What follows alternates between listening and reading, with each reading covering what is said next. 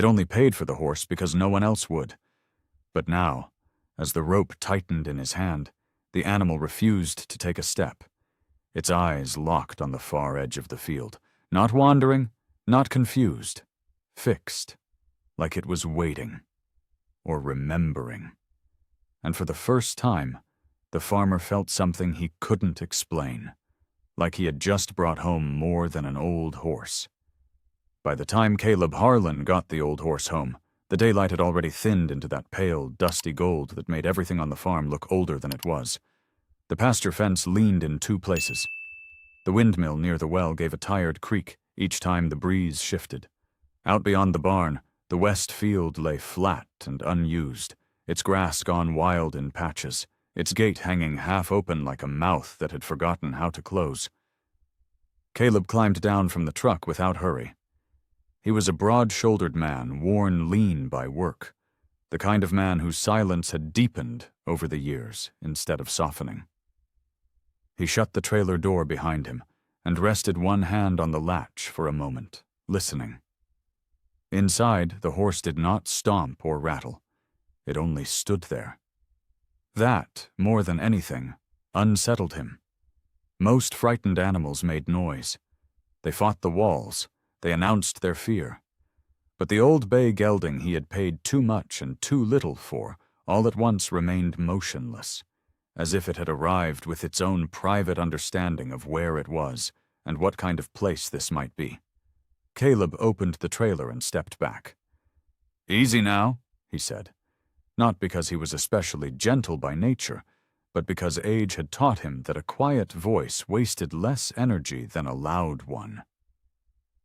The horse lowered its head and came down carefully, one hoof at a time, feeling the ramp before trusting it. Its coat had once been darker, maybe handsome once, but now it was dulled by dust and neglect, the ribs faintly visible beneath loose skin. One ear bore a notch so old it looked like part of the animal's design. There was nothing grand about him, nothing proud, and yet the way he placed each step gave Caleb the strange sense that this was not a creature defeated by life, only worn thin by it. He took the lead rope and turned toward the barn. The horse did not follow. Caleb stopped and looked back over his shoulder. "Come on." The gelding stood with his body angled toward the yard, but his gaze had gone past the barn, past the water trough, past the split cedar posts and the sagging chicken wire, all the way to the far western edge of the property. His ears had tipped forward. His whole frame had gone still with attention. Caleb gave the rope a firmer pull. Nothing. Not stubbornness exactly. Not fear either. The horse simply refused to yield that line of sight, as though something out there mattered more than thirst, hay, or rest. A faint irritation moved through Caleb's chest. He had not brought the animal home to start a contest of wills. He had bought him because nobody else wanted him, and because something in the sight of that tired old body under the auction lights had landed too close to pity. Pity was expensive. He knew that better than most. Still, he had handed over the money before common sense could stop him. Now he regretted how quickly compassion could make a fool of a man. He stepped around and followed the horse's stare. The west field. Nothing moved there except the tall grass bending under the evening wind. At the edge of it stood the old cottonwood tree, gray and heavy-limbed, with one branch long dead and pointing toward the sky like a crooked finger. Beyond that ran the dirt lane, faded by years of weather. It disappeared over a low rise and out toward the county road. Caleb's jaw tightened without warning. He turned back sharply and tugged again. "Barn, now!" The horse shifted one foreleg, then planted it again. His dark eyes did not flash with fear or resistance. They held something calmer and somehow worse, certainty.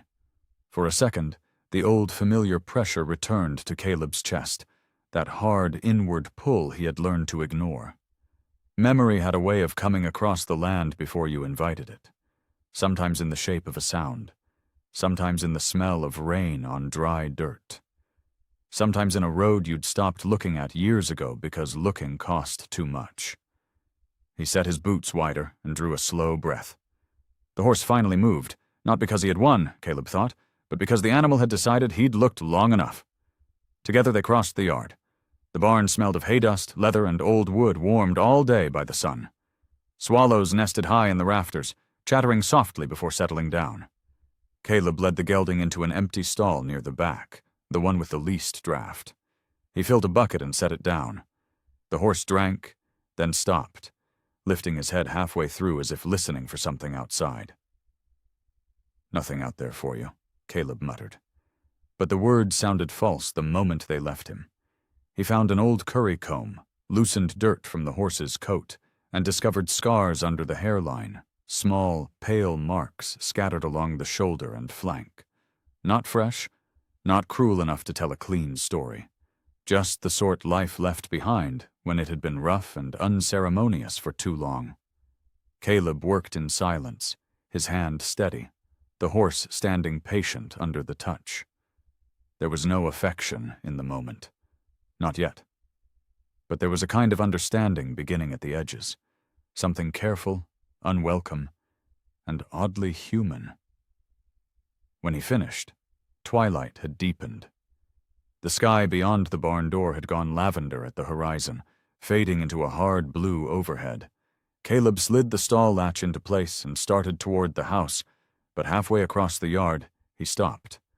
The horse was watching him through the gap in the boards. Not watching him, Caleb realized. Watching past him. Watching west.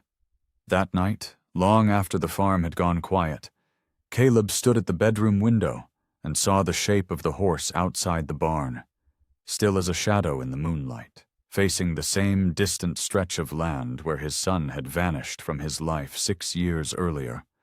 Morning came dry and pale, the kind that carried no promise of change. Caleb was already up before the light had fully settled across the land. Habit, more than intention, moved him through the motions. Boots on, coffee poured, the screen door pushed open with the same worn creak it had made for years. The barn stood quiet, holding the night's cool air inside. When Caleb stepped in, the horse was not where he had left him. The stall door hung slightly ajar. Caleb stopped mid-step, the faintest tightening in his chest.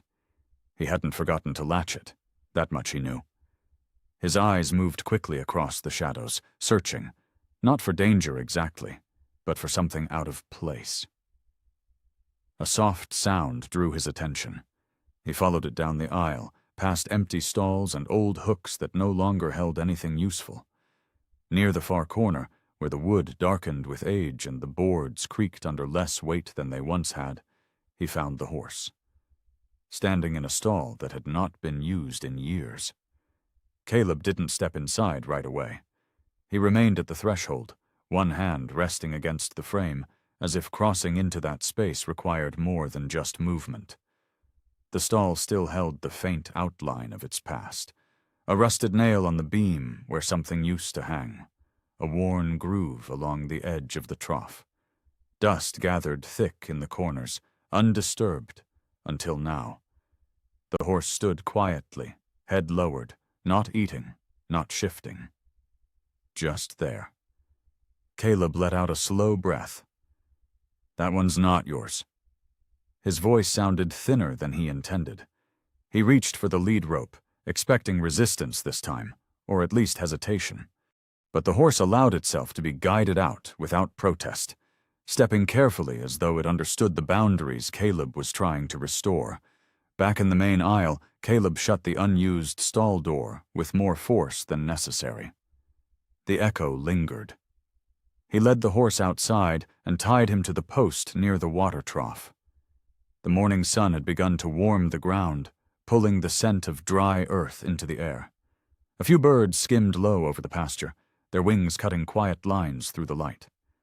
Caleb fetched a brush and worked in steady strokes along the horse's neck. Dust lifted and drifted away. The rhythm should have been ordinary. It should have settled something in him. It didn't. Every few moments the horse's attention shifted, not sharply, not with alarm, but with a kind of quiet insistence. Its ears angled toward the barn, then beyond it, as though mapping a place Caleb could not see but somehow felt pressing closer. "You don't belong back there," Caleb muttered. The words were meant for the animal, but they landed somewhere else entirely. He finished grooming and went inside the barn again, this time with purpose. If the horse had found that stall once, it would try again. Best to clear it out, make it unusable, strip it down to nothing. The door creaked as he opened it. Inside, the air felt heavier. Caleb stepped in, boots stirring the dust that had settled over years of neglect. He moved toward the back wall, scanning what remained. Old boards, a broken bucket, a length of rope stiff with age. Then he saw it. Resting against the side beam, half covered in dust, was a saddle. Caleb didn't remember leaving it there. He stood still, eyes fixed on it, as if the object might disappear if he moved too quickly. The leather had cracked along the edges, the color faded from a deep brown to something duller. But the shape of it, the worn curve of the seat, the scuffed stirrups, felt too familiar to mistake. He crossed the stall slowly and reached out, brushing the dust away with the back of his hand. The contact pulled something loose inside him. A fragment of memory surfaced, not whole, not clear, just a voice, younger, sharper. A hand gripping that same saddle. A sentence that had never quite finished before it broke apart into silence. Caleb pulled his hand back. "No," he said under his breath, as if refusing the memory would send it back where it belonged. Behind him, the barn shifted with a soft sound. He turned.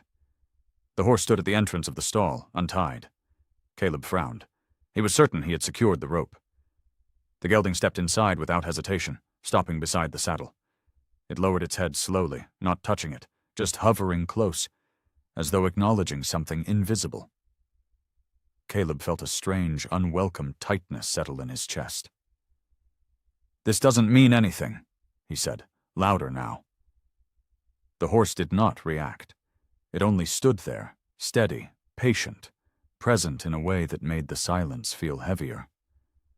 Caleb reached for the saddle again, this time lifting it slightly, testing its weight. Dust fell in thin streams to the floor. For a moment he considered carrying it out, throwing it away, erasing the space entirely. Instead, he set it back where it had been. Outside, the wind picked up, pushing through the open barn doors and rattling the loose boards along the walls. The sound carried inward, brushing against the stillness between man and animal. Caleb turned away first. "Out," he said. The horse followed, but as they stepped back into the light, Caleb couldn't shake the feeling that something in that stall had already shifted, and that whatever it was, it hadn't come from the horse at all. By midday, the heat had settled low over the land, pressing everything into a slow, stubborn stillness. Caleb worked along the fence line, replacing a split post that had been leaning for weeks. The rhythm of it, dig, set, tamp the dirt down, usually gave him something solid to hold on to, something predictable. Today, it didn't. From where he stood, he could see the barn doors open wide. The horse was there in the shade, but not resting, not grazing, watching. Caleb struck the post harder than necessary. He told himself it was nothing.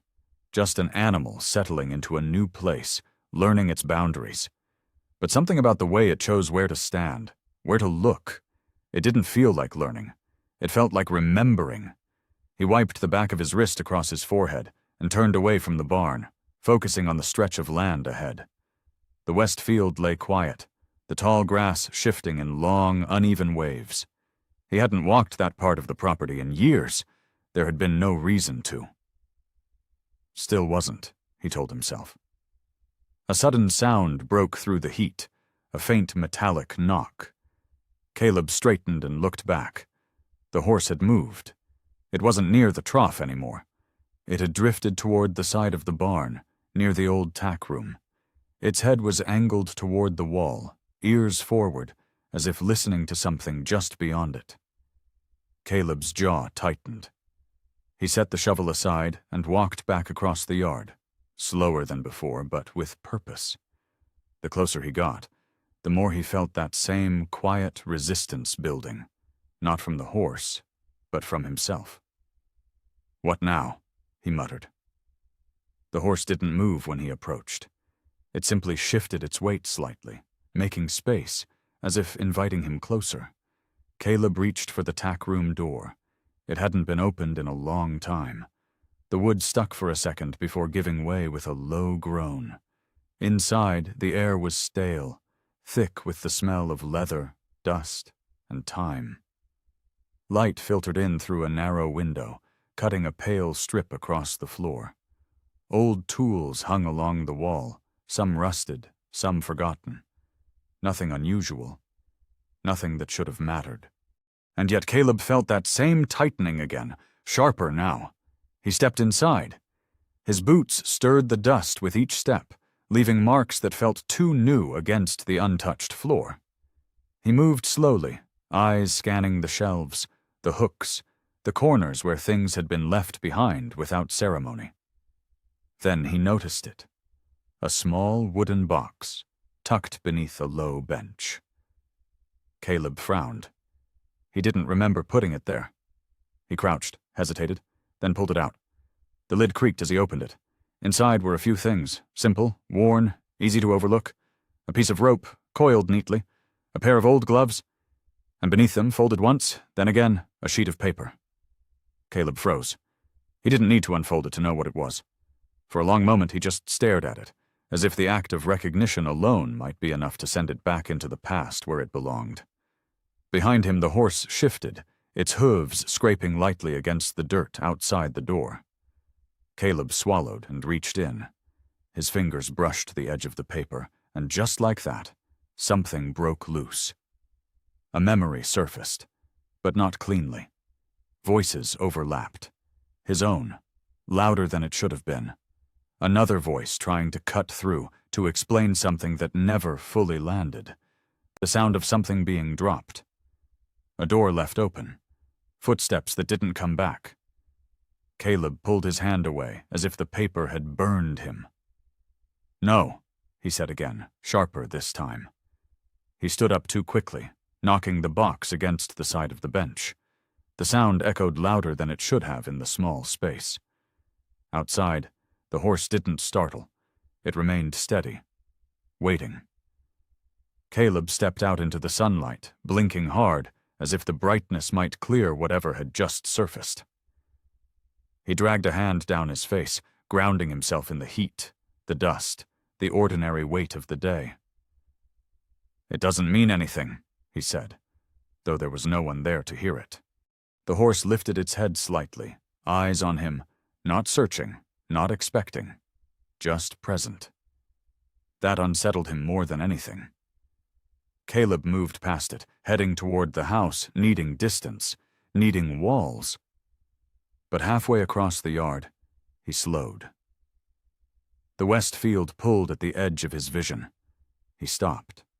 For the first time in years, he let himself look at it properly. The dirt path was still there, faint but visible, cutting through the grass toward the rise beyond. The same path that had once carried voices, arguments, unfinished words. Caleb's chest tightened. Something about the memory didn't sit right. It had always been simple in his mind, clear. His son had left. That was the story. That was the truth he had held on to because it was the only version that made sense. But now there were gaps. Small ones. Subtle. But enough to make the edges blur. Caleb exhaled slowly, the sound rough in his throat. Behind him, the horse took a single step forward. Not toward him. Toward the field. Caleb didn't turn around, but he felt it. And for the first time, the certainty he had carried for years didn't feel as solid as it once had. The house felt smaller that evening, not in size, but in the way the walls seemed to hold on to things Caleb had spent years pushing away. The air inside carried the scent of old wood and cooled coffee, familiar and steady, but underneath it, something else lingered now. Something unsettled. He set the wooden box on the kitchen table without sitting down. For a long time he just stood there, staring at it as if it might open on its own. The folded paper inside had already begun to press against him, not physically, but with a quiet insistence that made it hard to breathe evenly. Outside, the wind brushed lightly against the side of the house. Somewhere near the barn, a loose hinge tapped in a slow, irregular rhythm. Caleb reached out. His fingers hovered over the box, then pulled back. He turned away, pacing once across the narrow space, then back again. He had lived years without needing to open that piece of paper. Whatever it held, he had already decided long ago that it wasn't worth knowing. That decision had been enough, until now. A faint sound carried in through the open window, the soft shift of hooves against dirt. Caleb stilled. The horse. It hadn't made much noise since arriving, but its presence had begun to feel constant, like a weight just beyond sight. Not demanding, not urgent, just there, waiting. Caleb let out a slow breath and turned back to the table. This time he didn't hesitate. He opened the box, reached in, and unfolded the paper. The creases resisted at first, stiff from time. When they gave, the sound was louder than it should have been in the quiet room. He didn't read it all at once. His eyes caught fragments first, lines that didn't connect, words that felt misplaced. Then they began to settle. Not into something dramatic, not into a revelation that shouted its meaning, but into something worse. Something simple. Something clear. The handwriting was uneven, as if written in a hurry or under strain. But it was familiar. His son's. Caleb swallowed. The words didn't accuse. They didn't beg. They didn't defend. They tried to explain. Not everything. Not perfectly. But enough. Enough to break the version of the past Caleb had held on to for years. There had been a misunderstanding. One Caleb had never allowed to unfold fully. A moment when voices had risen, when pride had taken hold, when listening had stopped too soon. His son hadn't left the way Caleb remembered. He had been pushed, not by force, by refusal, by a door that had been closed before it needed to be. Caleb lowered the paper slowly. The room felt different now. Not louder, not darker, just heavier, as if the truth had weight and it had finally settled into place. No, Caleb said quietly. But there was nothing in the letter that could be argued with. No exaggeration, no distortion. Just a sequence of things that had happened, and a final line that hadn't been dramatic enough to stay with him all those years. Until now, Caleb sank into the chair, the wood creaking under his weight. He pressed a hand to his face, dragging it down slowly, as if trying to erase something that had already taken hold. Outside, the wind shifted again. He could hear the horse moving, not restless, not uneasy, just present. Caleb looked towards the window. The outline of the barn stood against the fading light. Beyond it, the west field stretched into shadow. For years, he had avoided looking that direction for too long. It had been easier to let that part of the land become just another piece of property, unused, unnecessary, without meaning. But now it felt like the center of everything he had refused to face. Caleb stood up abruptly, the chair scraping against the floor. He folded the letter again, not carefully this time, and set it back in the box. Closing it didn't quiet anything. It only made the silence sharper. He stepped outside. The air had cooled, carrying the faint smell of dry grass and distant dust. The horse stood near the fence line, its body angled toward the field. Of course it was. Caleb walked toward it, slower than he intended. Each step felt heavier, as if the ground itself had changed. He stopped a few feet away. The horse turned its head slightly, acknowledging him, but didn't move from its place. For the first time, Caleb didn't try to pull it away. He followed its gaze. The field lay quiet.